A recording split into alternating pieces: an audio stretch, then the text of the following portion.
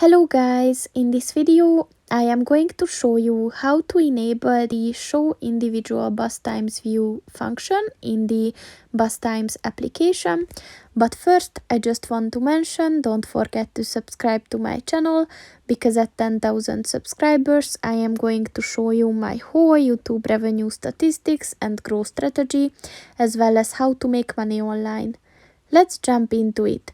First of all, open the application on your phone and then click on the More button at the bottom of the page on the right. And then if you scroll down at the Settings section, look for the Show Individual Bus Times View button. And in order to enable it, just click on the white circle next to it.